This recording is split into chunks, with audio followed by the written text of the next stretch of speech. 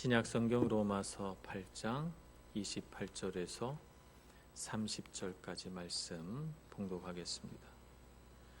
우리가 알거니와 하나님을 사랑하는 자 곧 그의 뜻대로 부르심을 입은 자들에게는 모든 것이 합력하여 선을 이루느니라.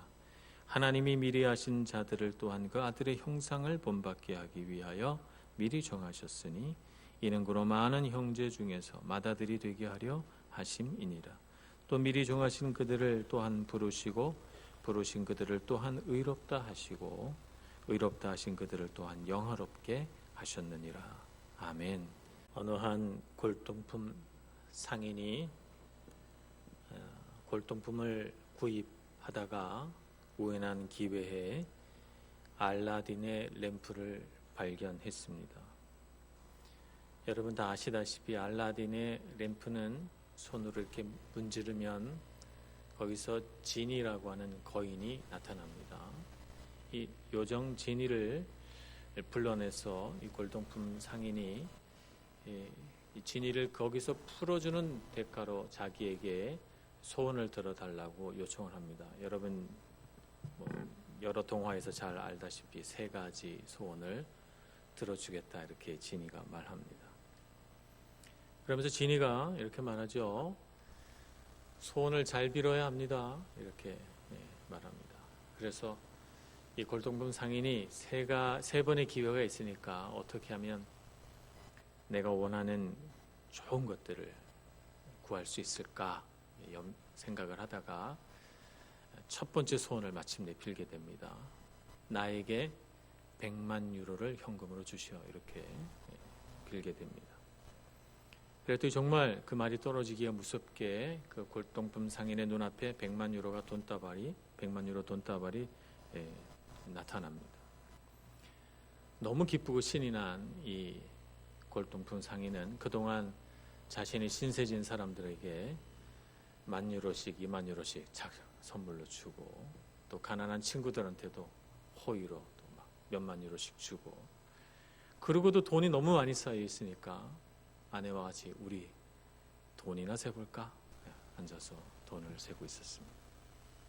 근데 바로 그 순간 국세청 직원이 들어왔죠. 어디서 신고를 받았는지 들어와서 돈을 다 세보고 나서 거기에 맞는 세금을 내게 했는데 그 세금을 다 내고 나니까 5유로가 남았어요. 여러분 유럽에 사시는 분들은 압니다. 세금이 얼마나 무서운지. 그래서 100만 유로를 받았는데 남은 건 달랑 5유로짜리 한 장만 남은 것이죠. 원래 소원을 빌 때 세금 없는 100만 유로 이렇게 달라고 해야 되는데 구체적으로 못한 것이죠. 그래서 두 번째 소원은 구체적으로 좀 빌어야 되겠다 이렇게 생각을 합니다. 그래서 두 번째 소원을 빌기 시작합니다. 돈은 받아봤으니까 이젠 권력을 한번 구해야지 생각한 골동품 상인은 선거에 의하여 쫓겨나지 않는 강대국의 지도자가 되게 달라 이렇게 구체적으로 요청을 합니다. 그러나 갑자기 장면이 바뀌고 커다란 아주 멋있는 홀에 수많은 수행원들에게 둘러싸여 있는 자신의 모습을 보게 됩니다.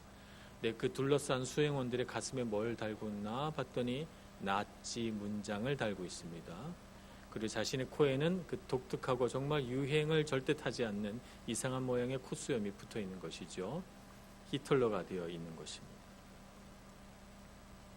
깜짝 놀란 그는 결국에는 마지막 소원을 빌 수밖에 없었습니다. 어떤 소원을 빌었을까요?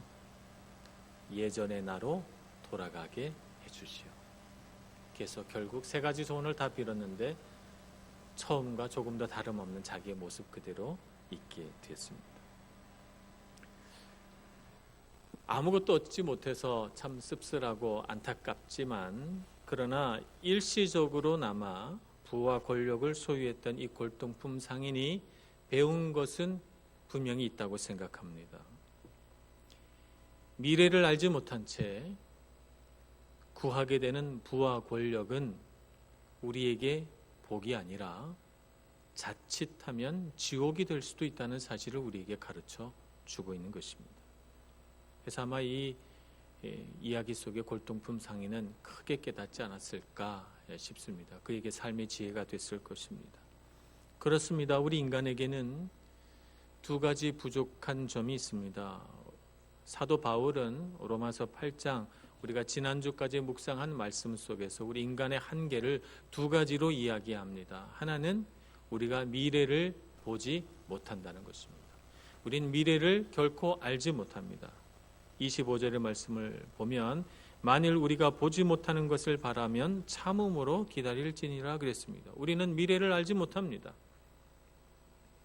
그래서 우리는 하나님을 믿고 신뢰하면서 믿음 안에서 소망을 가지고 그냥 바라보고 하나님께서 계획해 놓으신 것을 우리가 누리며 감사하며 살 뿐이지 우리가 미래를 만들어 갈 수도 우리가 미래를 미리 알 수도 없는 존재입니다. 우리의 시각은 매우 제한되어 있습니다. 우리는 그저 우리에게 주어진 현재를 열심히 살 뿐인 것입니다. 우리 인간의 한계 두 번째는 우리가 마땅히 구해야 하는 좋은 것을 우리는 알지 못한다는 것입니다.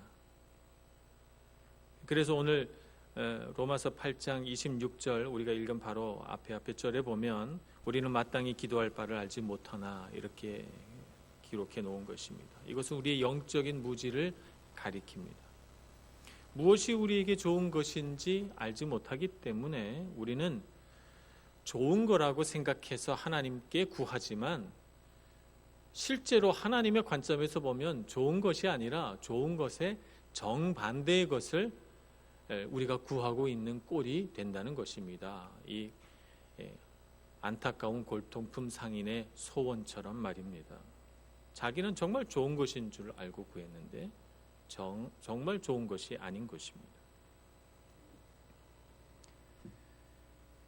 우리는 하나님께서만 좋은 것을 알고 계시다라고 하는 사실을 알아야 합니다. 하나님만이 미리 아시고 하나님만이 정말 좋은 것이 무엇인지 알고 계시다는 것을 우리가 이해하고 하나님을 경외하고 하나님을 붙들며 살아야 되겠습니다. 아까 제가 소개해드렸던 재미있는 예화에 등장하는 지니와 하나님과는 뚜렷하게 구별되는 한 가지 특징이 있습니다. 그것은 뭐냐면 지니는 우리를 진심으로 아껴주고 사랑하지 않습니다. 그냥 소원 빌어봐, 들어줄게. 그리고 우리가 소원 빌었더니 우리가 바라고 기대하는 것과는 전혀 다른 것들을 우리에게 주면서 어떤 모습으로 어떻게 생각하면 우리를 골탕 먹인 것이죠. 그러나 하나님은 우리를 어떻게 보십니까? 하나님은 정말 진이하고 다르신 분이십니다. 하나님 우리를 깊이 사랑하셔서 우리가 주님께 했던 어리석고 주님께 구했던 어리석고 근시안적인 기도에도 불구하고 하나님은 우리를 사랑하셔서 그 잘못된 기도가 이루어지지 않게 하시고 오히려 하나님께서 정말 좋다고 생각하시는 것을 우리에게 주시는 그런 하나님이십니다. 그래서 우리는 잘못 소원을 빌어도 이 골동품 상인처럼 이런 어이없는 일을 당할 일은 우리가 없는 것입니다. 로마서 8장 26절 말씀을 보겠습니다. 이와 같이 성령도 우리의 연약함을 도우시나니 우리는 마땅히 기도할 바를 알지 못하나 오직 성령이 말할 수 없는 탄식으로 우리를 위하여 친히 간구하시느니라.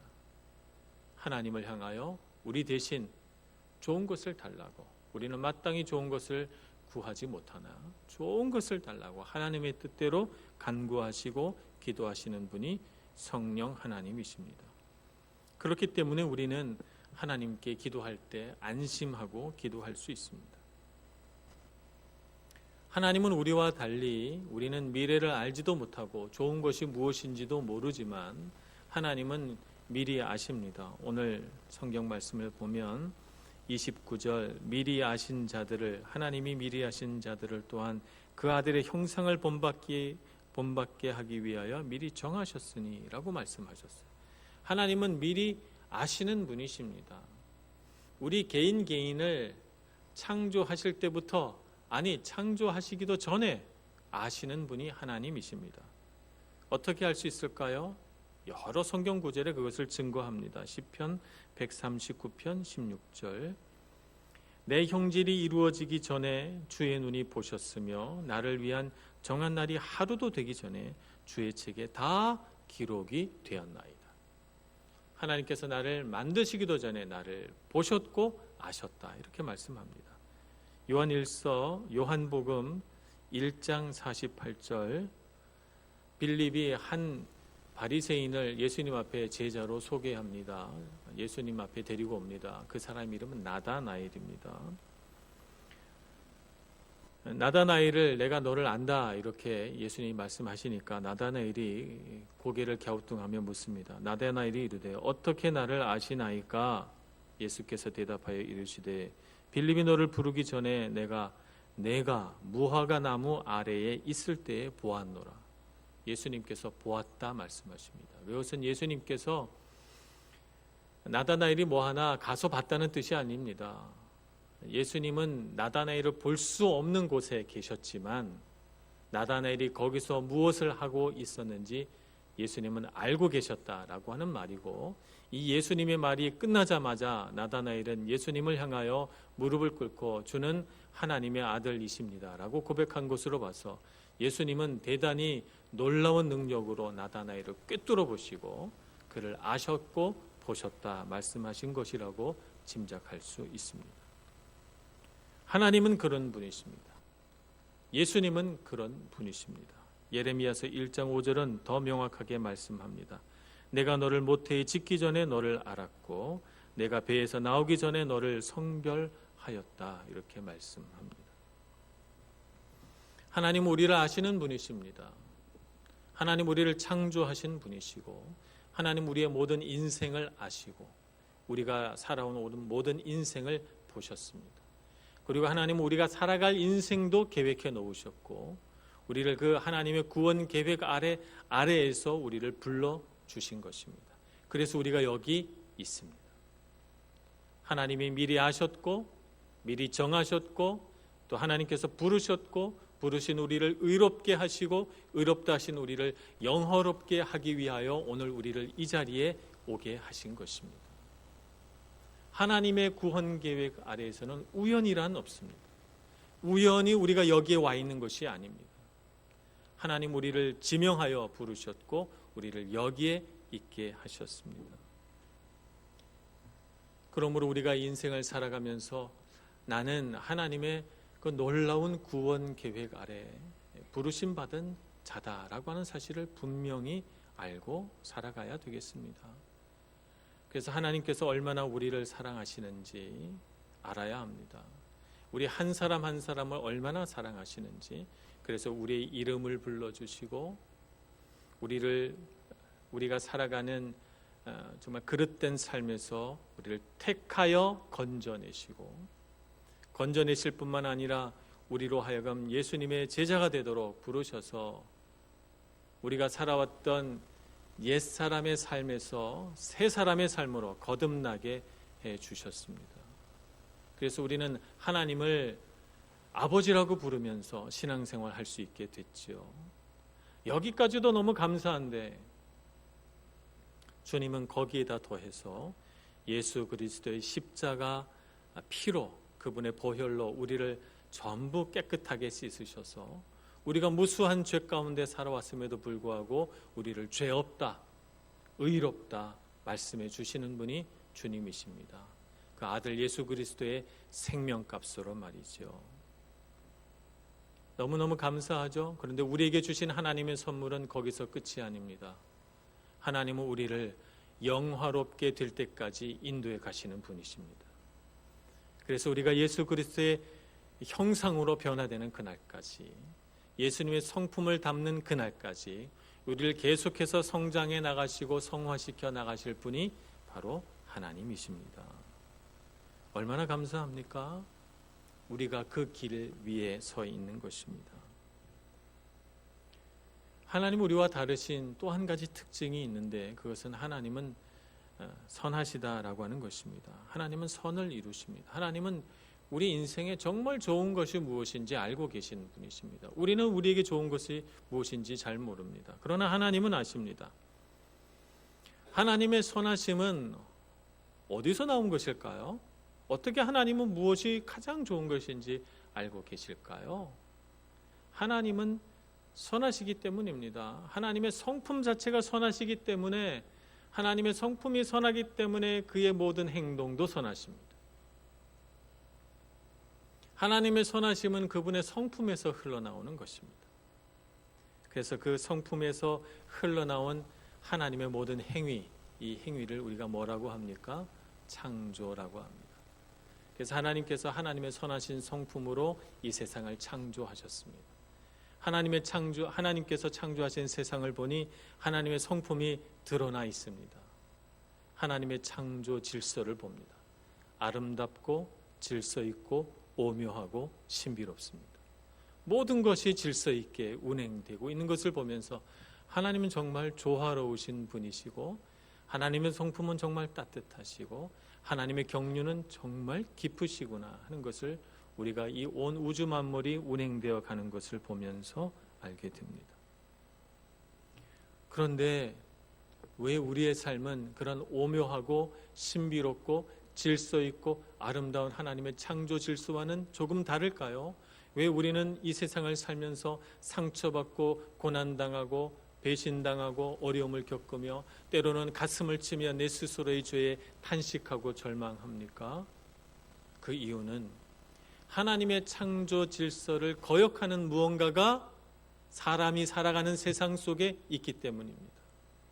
나 안에, 너 안에, 우리 안에, 이 세상 안에 하나님의 창조 질서를 기뻐하지 않는 그 무엇, 우리가 이른바 죄라고 이름 붙여놓은 그것이 있기 때문에 하나님의 선하신 성품에서 흘러나온 하나님의 선하신 창조 질서를 거역하고 어지럽히고 파괴하는 일들이 일어나는 것입니다.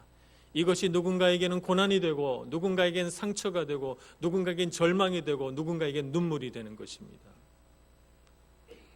그런데 하나님께서 이제 하나님의 선을 이루시기 위하여 우리에게 오셔서 우리의 삶을 하나님의 선한 모습으로 회복해 가기를 원하십니다. 하나님의 뜻대로 이 세상 온 우주 만물이 창조 질서를 회복하시기 위해서 우리에게 보내신 분이 있으십니다. 그분이 바로 예수 그리스도이시지요. 우리가 처음 하나님께 창조되었을 때 하나님께서 우리를 지으시면서 뭐라고 말씀하셨습니까? 우리가 우리의 형상대로 사람을 만들자라고 하나님께서 말씀하셨어요. 그러니까 사람은 하나님의 형상대로 처음에 만들어졌습니다. 죄를 짓고 나니까, 에덴 동산에서 쫓겨나고 나니까 우리 안에 있는 이 죄성이 계속해서 하나님의 형상을 파괴하고 어긋나게 만들죠. 그래서 하나님의 아름다운 형상대로 살아가고 있지 못한 우리의 모습을 봅니다. 그래서 하나님께서 예수님을 보내주셔서 첫 번째 아담이 하나님의 창조 질서를 파괴하는 죄를 짓는 아담이었다면, 이제 오신 마지막 아담이신 예수님께서는 깨어진 창조 질서를 회복하는 마지막 아담이 되어 우리에게 오신 것입니다. 그래서 어떻게 창조 질서를 회복해 주셨어요? 아담은 불순종했지만 예수님은 순종하셨고, 아담은 불순종하여 죽음을 가져왔지만 예수님은 죽기까지 순종하셔서 사망 권세를 이기시고 영원한 생명을 우리에게 주셨습니다. 그래서 우리가 예수 그리스도의 보혈의 피를 의지하고 그분을 믿으면 영원한 생명을 얻게 되고, 하나님의 그 파괴된 하나님의 형상, 파괴된 하나님의 형상으로 사는 것이 아니라 회복된 그리스도의 형상으로 살게 되는 것입니다. 그래서 오늘 29절 말씀은 이렇게 말씀하십니다. 하나님이 미리 하신 자들을 또한 그 아들의 형상을 본받게 하기 위하여 미리 정하셨으니 이는 고로 많은 형제 중에서 맏아들이 되게 하려 하심이니라.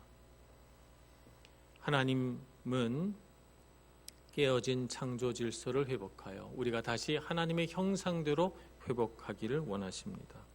그래서 우리에게 예수님을 주시고 예수님의 형상을 본받게 하기 위하여 우리를 부르시고 또 우리를 의롭다 하시고 우리를 영화롭게 해 가시는 것입니다.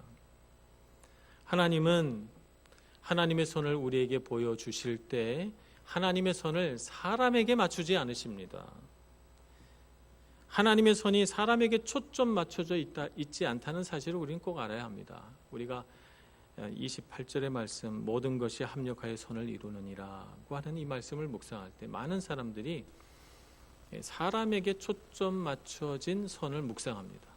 예를 들자면 물질을 많이 얻는 것, 번영하는 것, 형통하는 것, 성공하는 것, 성취하는 것 이런 것들이죠. 그래서 하나님께서 선을 이루신다라고 할 땐 그런 선을 나에게 주시나 보다 이렇게 생각합니다. 이것은 사람이 생각하는 선이고 하나님이 생각하는 선은 사람에게 초점 맞춰져 있지 않고 하나님 자신에게 초점 맞춰져 있습니다. 그래서 하나님께서 생각하시는 선이란 그런 사람이 생각하는 것과는 조금 다른 차원에서 하나님의 선하신 뜻에 순종하는 것이 선이고 하나님의 관점으로 볼 수 있는 영적인 분별력을 가지는 것이 선이고 하나님과 동행하면서 하나님께서 주시는 기쁨과 하나님께서 주시는 만족과 하나님께서 주시는 행복을 누리는 것이 하나님의 선입니다. 그렇기 때문에 우리는 물질이 없어도 하나님이 동행하신다 생각하면 기쁘고 세상에서 유명한 사람 되지 않아도 하나님이 내게 만족 주신다 기뻐합니다. 우리는 높이 올라가려고 열심히 싸우고 경쟁하지 않아도 주님께서 나에게 복을 주셨다 생각하며 그것을 자랑하고 넉넉히 누리고 살아가는 사람이 되는 것입니다. 이것이 하나님이 주시는 선입니다. 사람이 생각하는 선과는 많이 다르죠.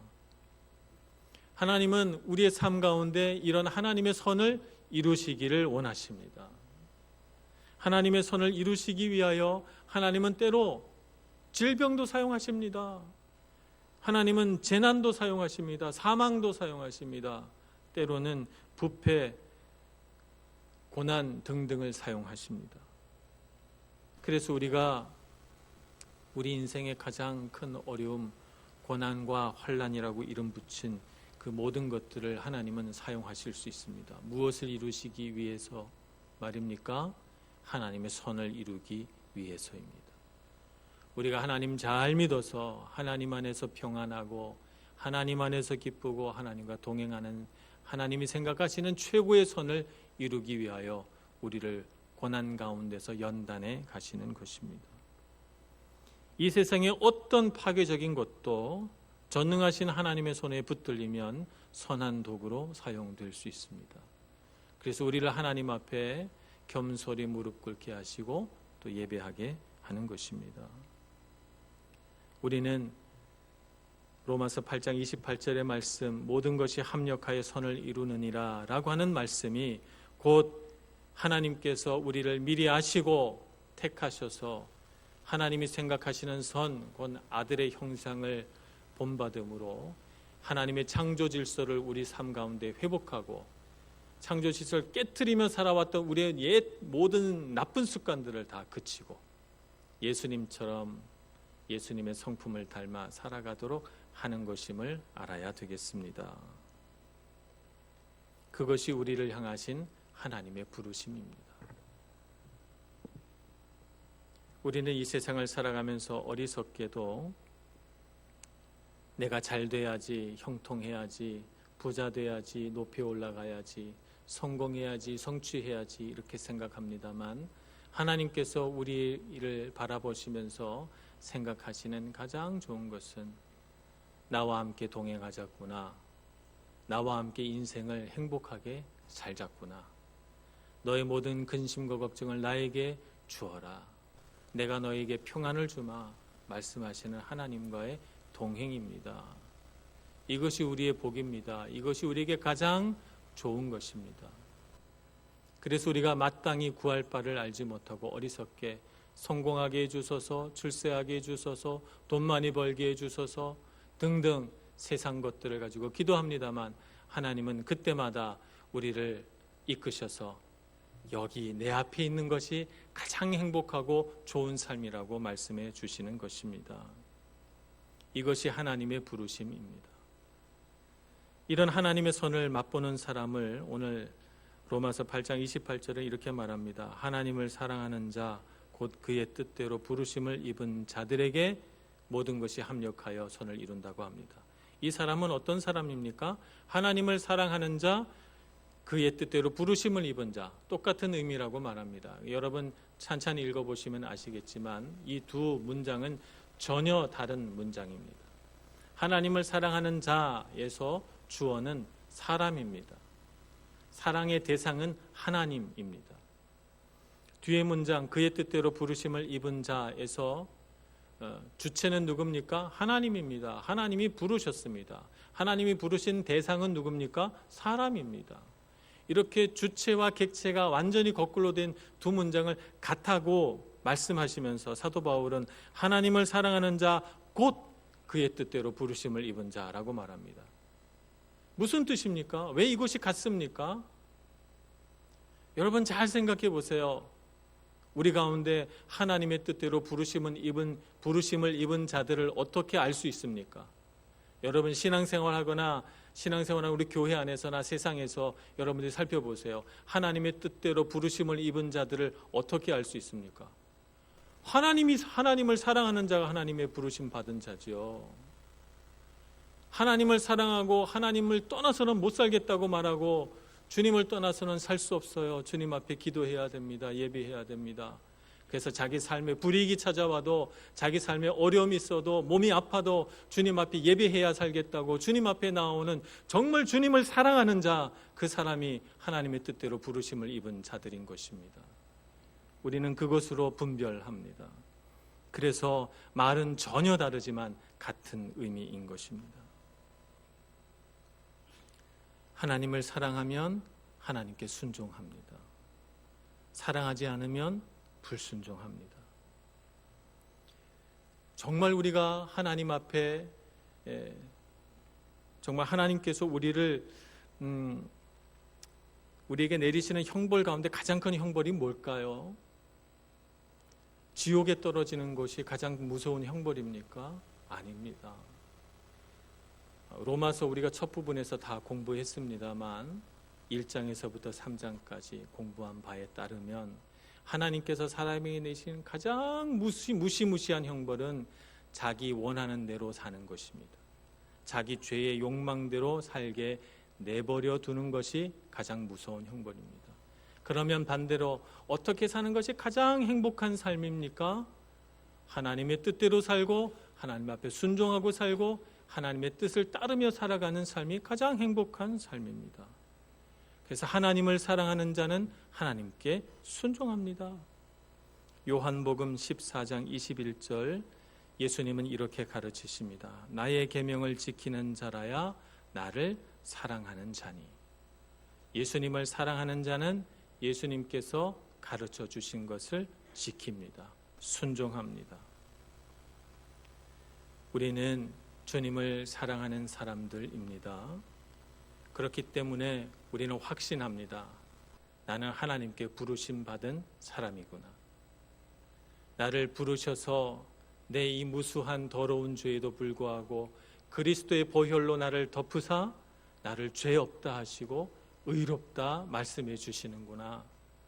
참으로 큰 은혜로다 이렇게 생각하고 주님 앞에 무릎 꿇습니다.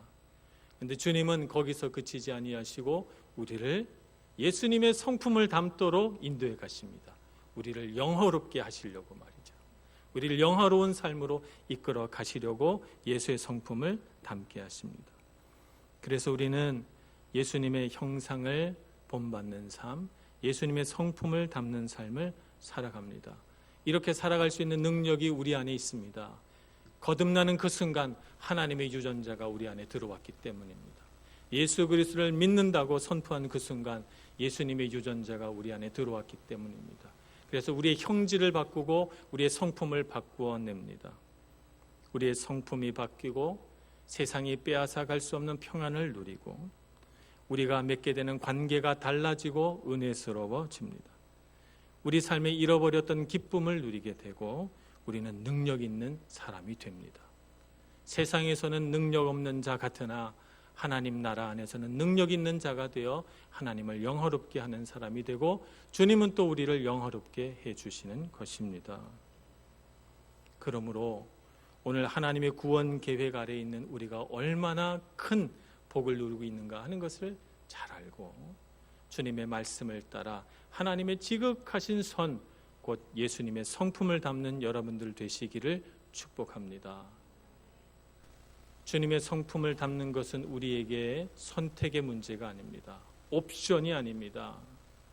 하나님을 믿는 여러 가지 신앙의 형태가 있는데 어떤 신앙 생활은 예수님 성품 담는 거고 어떤 신앙 생활은 기도 열심히 하는 거고 그렇지 않습니다. 하나님을 사랑하면 예수님의 성품을 담는 것입니다. 그것이 잘 믿는 것이고 하나님께 영광 돌리는 것입니다. 주님의 성품을 담기 위하여 힘을 다하시고 그것으로 주님께 영광 올려 드리시는 여러분 모두가 되시기를 간절히 축원합니다. 기도하겠습니다. 자비로우신 하나님 아버지, 크신 주님의 은혜를 우리에게 내려주셔서 우리를 지으시고 우리를 아름답게 하시고 예수 그리스도의 피로 말미암아 주님의 형상을 본받는 데까지 이르게 하시니 감사합니다. 우리가 주님의 재림하시는 그날, 우리가 영화롭게 되는 그날까지 주님과 동행하며 주님의 성품 닮아가고 주님의 형상을 이루는 저희들 다 되게 하여 주시옵소서. 예수님의 이름으로 기도합니다. 아멘.